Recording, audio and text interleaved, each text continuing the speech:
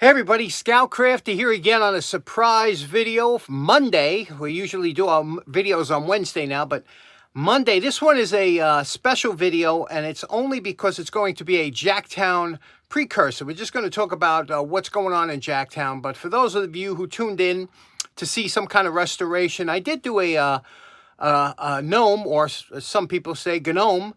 I did a gnome restoration here, and I thought maybe you'd like to enjoy that. So some sniper took out this gnome on the porch, and check it out. Okay, and do. Oh, that's a clean headshot, huh? Check this out. Now, I have a buddy, Robert, over in the UK. He's the gnome doctor. But this is just too crazy, too expensive to ship over to Robert. But I'm going to make an attempt at trying to fix. Look at this thing, huh? Let's see if we can't get it back together. Okay, we were able to piece back some of his head, and you see we got a little hole where his ear was. We had a big chunk missing here, but I glued some cardboard back there, and I'll show you what I'm going to do. And, you know, this was rough here. We got some cracks here. We're going to fill in whatever we can using plaster of Paris. Now, this stuff used to be a lot cheaper years ago. I don't know why it went up a little bit. But anyway, plaster of Paris, basically, it looks like almost like flour. And you mix this 2 parts of plaster of Paris and 1 part of cold water. Mix it up, make it into a putty. You know, you can have it as creamy as you want or as watery if you're going to pour it. But I'm going to make it a little on the thicker side. And then we're going to slather this on just sloppily onto some of the holes and things we have here with my glove. And then we'll sand it down from there. Now, you don't have a lot of time to work with plaster. It hardens very quickly. But when you put it on here, you dip your finger in water. And before it gets super hard, you can smooth it out a little bit. It'll save you a lot of sanding, you know.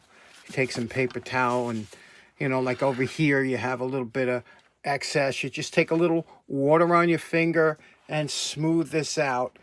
And like I said, it'll save you a lot of time for sanding later on. And then just let that dry off. And you could do the whole thing. And we're going to repaint. Again, this is a 3-foot rule gnome. You could see here, it's a little rough. A little bit of water, okay? Just, we're trying to fill in some of those cracks from the break. Paper towel. See how that works? And, you know, like I said, it's a lot easier to do this with the water when it gets to this point than it is if you try and sand it. No dust either. Okay, now we just filled in that crack. That paint will cover the rest of that up. Over here, you have some in his beard. Just smear it down with your finger like that. A little water. And Bob's your uncle. Okay, we're calling this project done. You could see here we just got him back to the 3-foot rule. You could see we repaired the back. We got matched the paint. So there was the back, big hole over there. His ears were gone. Boy, that sniper really did a job, huh? But there we go. What do you think? Back in service, protecting. He has a lantern too, but that's at the house. Okay, so he's back in service. Next, let's talk about Jacktown. Now, I didn't get a chance to talk too much about it. I got a video coming out this Wednesday that's going to be full of tool talk. So I wanted to get this out of the way. For some of you that are thinking of coming to Jacktown, it's going to be their spring flea market, and they have that coming up in Bangor, Pennsylvania, Jacktown Grove. It's a fantastic show. We've been going there for many years. It'll be held on Saturday, May 16th. Now, we're going to be meeting up, myself and a whole bunch of YouTube creators, and some of you will be meeting up at the gazebo at Jacktown, and then we'll be meeting up there at 10 o'clock sharp. Now, I'll be on the grounds probably from 6:30 on. I get there 6:30 in the morning, and we're only going to be there for about an hour from 10 to 11 because, you know, we don't have a permit or anything to be there. It's kind of gonzo style. And so we're looking forward. If you're thinking of coming down, I'm telling you, you're going to enjoy it. We got people coming from all over the place, YouTube creators coming, making big trips. But I think you'll really enjoy it. A lot to see there. Great deals if you're looking to buy some tools or just walk around. All kinds of things for sale. So I encourage you to make the trip. It's not as far as you think. It's a nice ride. The only thing is, if you leave after 12 noon, you could hit some traffic. So you're better off waiting there a little bit a while and let the traffic die down. But anyway, so we will be there 10 o'clock at the gazebo. Lots of giveaways. Meet your favorite YouTube tool personalities who will be there. And one other thing. Now, I promised my buddy Tom Dale, who loves the wildlife around here, I promised him an update on what's going on. And a couple things that have happened. You know, it's been a rough winter. And for those of you tuning in, I live in Queens, New York City, and there's not a lot of places for animals to go, but my house has always been a refuge or a sanctuary for any kind of animal that wants to come here. You are welcome. You will be fed. There was always some kind of shelter here for you, so they all know it. We've had raccoons, possums, everything come here, but I've always loved possums ever since I was a kid. Just love them. And we don't have too many of them in Queens, but they come to my house. I always have one or two every year. Last year, a little baby came here, and I was so excited to see him. But today, or the other day, I was looking out the window. I saw the possum coming up to eat. Now, all the animals are fed separately so that they don't interact with each other, and that's why they all get along so good. There's multiple plates of food, multiple dishes of water, so they can all get their own spot.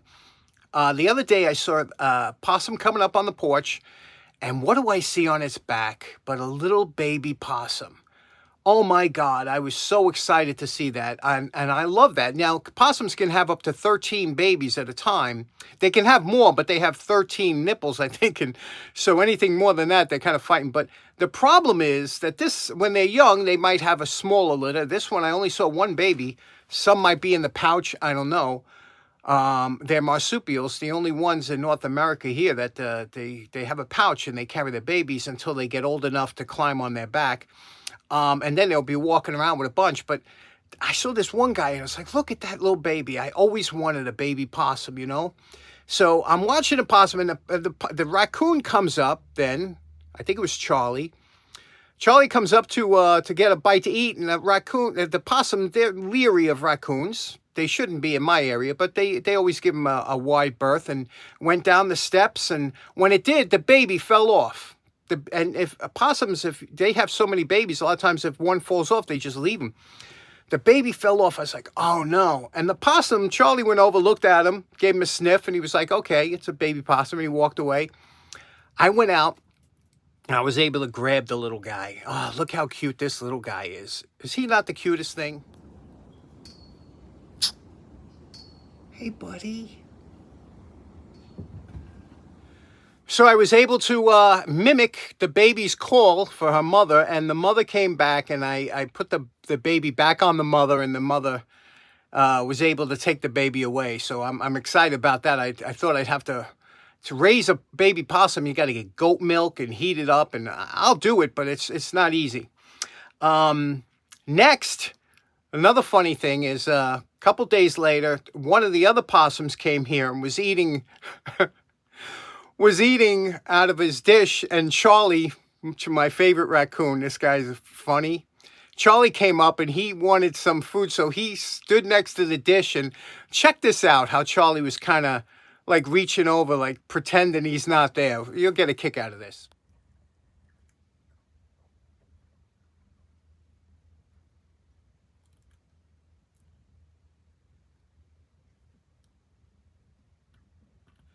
So there's never a dull moment, as you could see. And now, like I said, if you're going to be going to Jacktown, we'll be there at 10 o'clock at the gazebo. We'll be there earlier. I always wear red. I'll be wearing red with a red backpack. So if you see somebody that was wearing glasses, a Marine Corps hat, and red backpack, that's me. Just say hello. And also, please do not bring me anything. I know sometimes people say, I'll bring John a tool to restore, or something. Please, I have so many projects here, so don't bring anything for me. But we'll have stuff for you. So if you're going to make it, we'll see you at Jacktown on the 16th of May, 2026 at the gazebo, 10 o'clock, and hope to see you there. And I hope you have a great day. We'll have our regular video coming up on Wednesday. Take care now. Have a great day. Bye-bye.